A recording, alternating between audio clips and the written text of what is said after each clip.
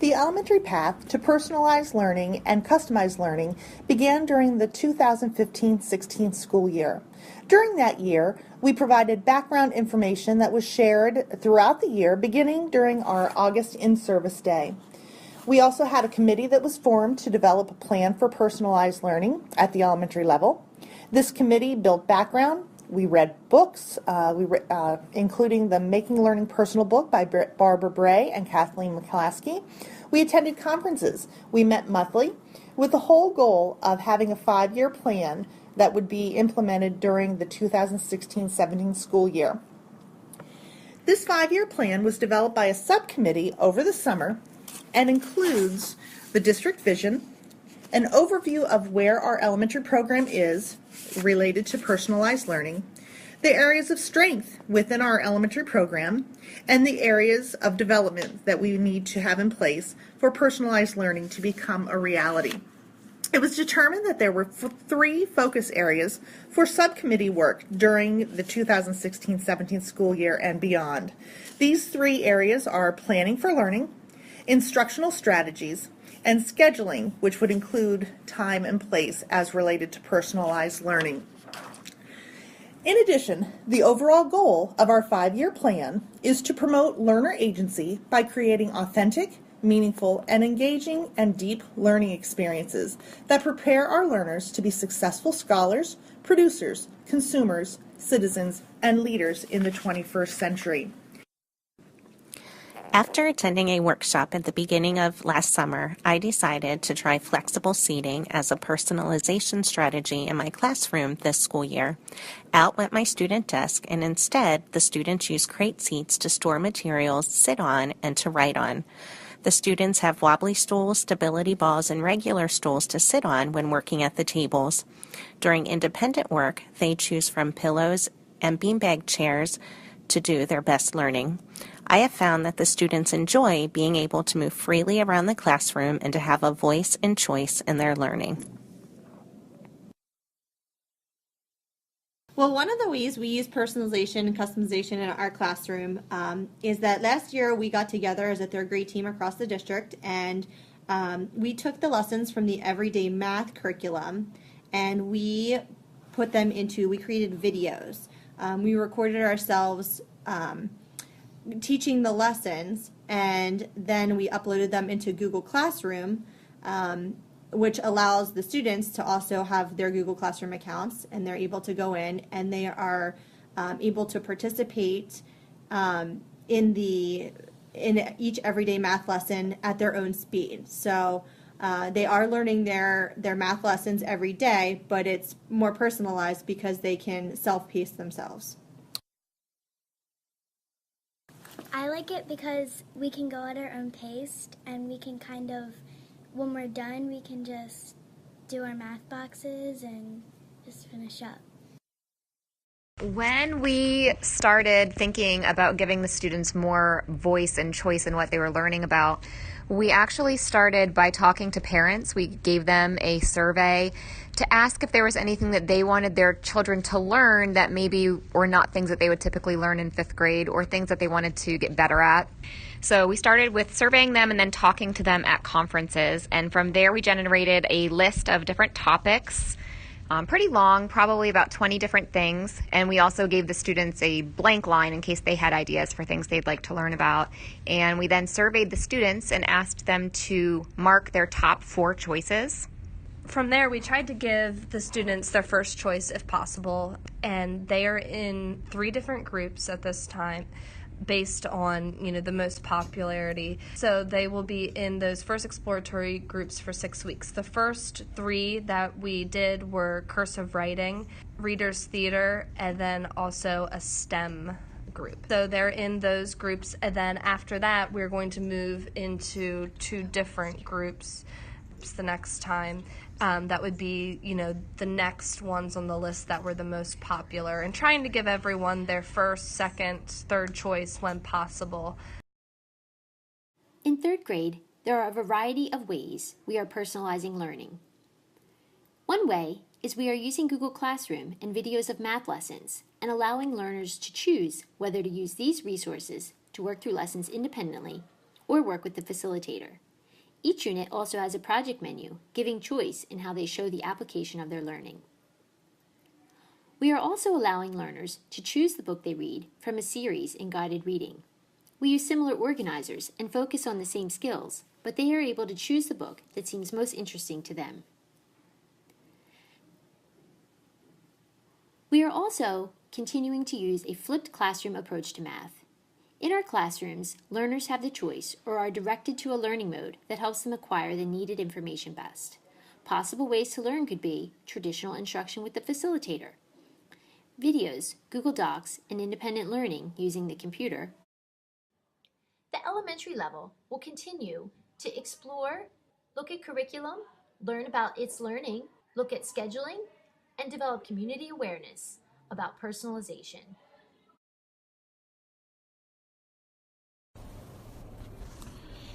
At EHMIS, there are 3 initiatives that we are working on this year as we move towards our district vision at Southwestern of ensuring that all learners have a voice and choice for self-directed, customized learning supported by a caring and progressive group of educators. The first initiative I would like to highlight is the implementation of our one-to-one device program. Last year, during the 2014-15 school year, each learner in grades 7 and 8 received a laptop to support their learning. Moving forward to 2016-17, we began Phase 2 of our implementation plan, in which all learners in grades 6 through 8 now have a laptop device. This provides opportunities for our learners to become increasingly independent and move at a more flexible pace, while also meeting them at their readiness. In addition, each learner will now has access to academic resources 24/7 and have the ability to create products that demonstrate learning which we could not even have imagined just a few years ago. The second initiative I would like to highlight is the implementation of our COLT advisory program. This year, each professional staff member, including our guidance counselors and school administrators, has been assigned a small group of 12 to 13 learners in which they will meet with approximately twice a month for about 40 minutes. Our plan is for our advisors going forward to loop with our learners and remain with their same groups throughout middle school. The goal of our advisory program is to provide a structure that ensures each learner has an adult advocate and to promote peer-to-peer relationships in addition to an overall school connectedness. There are several topics we will address with our learners, many which include some of the soft skills that lead to success, including goal setting, organization and time management, resiliency, effective communication skills, in addition to service learning and the meaning of doing well for your community. We believe that our advisory program will enhance our positive learning community, assist with our overall customized learning initiative, as well as make a school of 1,000 learners feel just a little bit smaller. The third and final initiative I would like to share is the goal that each staff member at Emory-Markle will deliver at least 2 weeks of instruction in a customized learning format. I am very proud to say that many of our outstanding educators have already implemented strategies such as the rotational station model, flipped learning, and other instructional strategies that allow students to move at their own pace. Our MMC is consistently being used as a flexible learning space for learners to work on authentic projects who have already demonstrated an understanding of concepts perhaps that were being taught in the classroom. Over the next few minutes, I would like to share just a few examples of many of the innovative strategies that our facilitators are utilizing as we move towards our district vision. This year, I wanted to give my students the experience of being a real artist. There's no artist in the world that is told what to do. If you think about it, artists have free choice and voice of everything they do, unless an artist is making a work for a specific gallery exhibition or a museum where there's certain requirements such as size or the subject matter or the medium that they can use. No artist is told what to do. So why should I tell my students what to do? Why should they have to passively follow my directions and make a piece of artwork that's just going to end up in the garbage can anyway because they were never connected to it? I want them to have the opportunity to make something that's meaningful to them and something that they are proud of and that they want to take home with them because they are the artists, not me handing them the materials and handing them the subject matter and telling them exactly what to do. In order to do that, I had to rethink how I was going to teach them to become an artist. In doing so, I began teaching my students the creative process. This is how I was going to guide them to think and act like a real artist. There are 6 steps in the creative process that I guided my students through. Step 1 is identify. Once they've identified it, then they move to step 2, which is called incubate. This is where learners will formulate ideas. It's where the brain is making connections between their life and the world around them. Then they're going to move on to step 3, called inspire. Here they're going to test the colors, the shapes, the sizes, and textures of what they're thinking about. Once they have their idea, they're going to move to step 4, called illuminate. This is when they develop their final sketch. This sketch will look pretty close to the final product. Once the sketch is developed, they're moving on to step 5, which is called implement. Implement is where they create their final work of art. It's where you execute your plan. And there's going to be times where things don't work out right, and your plan doesn't go as followed. And you rethink your plan again. You might have to draw out more sketches. You might have to test more materials. And then it's a continuous cycle until the artwork's complete. Then the students are going to move on to the last step called introspect. This is where the artist reflects on the process and writes a statement to explain the artwork. Why did they make it? What materials did they use? Were there any struggles that they faced along the way? So they're telling us in this statement how their ideas developed and where their inspiration came from. How is the piece meaningful to them? So my ultimate goal this year was to develop real artists. Real artists are creative thinkers. And I feel the majority of our learners today are spoon-fed everything. They're not given the opportunity to creatively think, to think outside the box, because they can get everything with the touch of a button. Think of all the technology that they have access to. So when do we truly ask them to think? The rotational model allows for unique ways to customize and personalize learning. Typically, 3 stations are set up in the classroom. The first station would be a teacher-led station, where students work in a small group with the teacher to introduce a new concept, review material they may be struggling with, or work on some other activity that needs teacher guidance. The second station, the individual station, is where students work individually, typically to learn a new concept. Usually this involves some sort of technology integration, where students may be watching a video or working on some other online activity, but could also be a traditional paper and pencil activity. In the third station, the collaborative station, students are working together to solve a problem. This may take the form of a performance task, some other activity, or a project that they need to design and work on. In this model, it allows the teacher to individualize instruction based on the needs of each individual group. For example, a teacher may teach 3 different lessons to their individual group, depending on the needs of each student.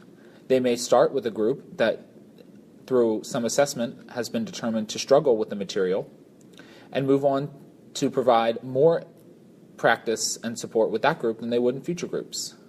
There are many ways to integrate technology and to personalize and customize learning through the rotational model. The reason I have implemented a station rotation model during my class is to increase differentiation, motivation, and the knowledge about learners within my classroom.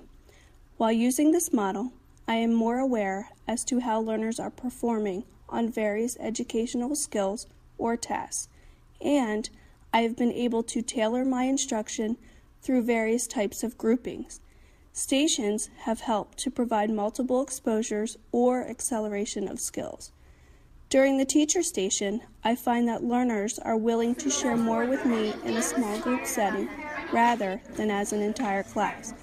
Plus, conversations are more in-depth and constructive. Overall, this has been a positive change within my classroom.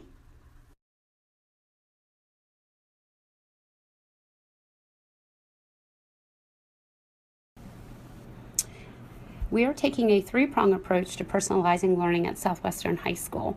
First, we are conscientiously working together to promote a growth mindset with our facilitators and our learners, specifically watching our vocabulary and our speech and changing those to be growth mindset oriented.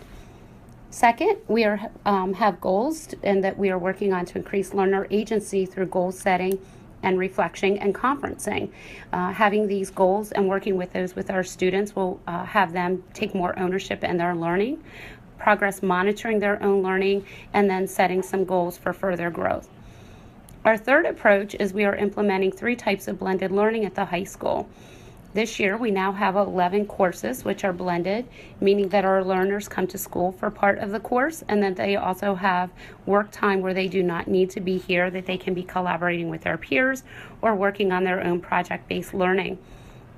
We are also working on putting rotation model as well as project-based learning into our lessons and units, and that has gone very well this year as we continue to experiment and refine those lessons. The last thing that we're doing, we've started this a couple years ago and we are still working with it, is flip learning, where we are getting more of our lessons digitalized so that learners can preview or review lessons as they need to outside the classroom prior to coming in for the day's lessons. So we're hoping through our 3-prong approach, growth mindset, learner agency, and blended learning opportunities, that we are moving in the direction of customized learning. With the onset of customized learning, the Library Learning Commons has become a very popular place. In the past few years, we have added 2 collaboration rooms, which include flat-screen TVs. The learners have the ability to connect their laptops to the flat screens and collaborate on projects together. Of course, they also appreciate choosing the room for personal learning spaces. We now have a 1-button studio that the learners can use to record presentations of their choice very easily. The Southwestern Academy is a full-time online learning program established in May of 2013 by the Southwestern School Board. The program is designed to meet the needs of our in-district learners that desire an online, self-directed approach to learning while still maintaining access to content area experts. Learners in the Academy program have the option of taking 1 or more face-to-face classes to create a blended schedule of online and face-to-face coursework. A learning space on campus is also available for learners to work within school on their online courses, meet with their classmates, and receive support from their course facilitators. To add a more personalized approach to the sculpture and ceramic classes, as well as our drawing and painting classes, we've worked towards creating a design process packet that develops the project and the piece for the artist along the way, so that it becomes authentic and it's an autonomous experience for them. In this class, they are choosing what it is that they will work on, so methods and or techniques, processes. The outcome of the piece will become individual as the potter or the ceramist works through those pieces. When it comes to the Mustang Wellness and Fitness curriculum, we allow our learners to choose which classes they are most interested in. Our classes range from strength and conditioning, team sports, lifetime activities, lifeguarding and boating, net games, and or rec games, just to name a few. The goal is to provide individualized life learning activities with the learners that they can utilize or promote and maintain their fitness throughout the rest of their lifetime. Here in the metal shop, one of the classes we have is a manufacturing class, and we actually partner with a local company or industry. We're doing benches this year for 2 companies in the Hanover area. One you may have heard of, which is our Utz Quality Foods. We're going to enlarge this and plastic cut it out into a whole back. That'll be the back of their bench, and then they'll have the word Utz on the side that we'll put an arm rail. Here in the wood shop for customizing, one of their later projects is a shelf, and I give them the plans for this shelf, and I already have a model of this shelf, but they can't build this shelf. They have to build their own shelf. So what I do is I have them change at least one thing.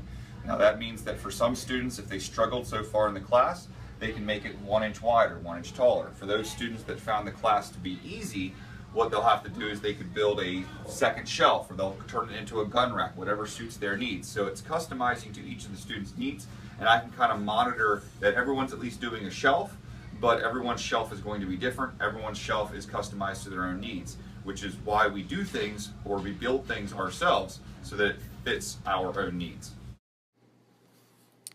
Our 5th period intervention is one of the programs that helps our learners to be successful at Southwestern High School. This 35-minute block of time provides opportunities for remediation, enrichment, and previewing within the school day. What's unique about 5th period is that we use an online, college-like interactive scheduler with live seat counts. This allows teachers to pre-select small groups of learners who need assistance. What's more important is that the students are also able to register for an intervention themselves. Our fifth period is based on a 6-day cycle with intervention occurring on days 1 through 4. Day 5 is for school-wide activities such as clubs, and Day 6 is for progress monitoring, with the teacher serving as an academic advisor.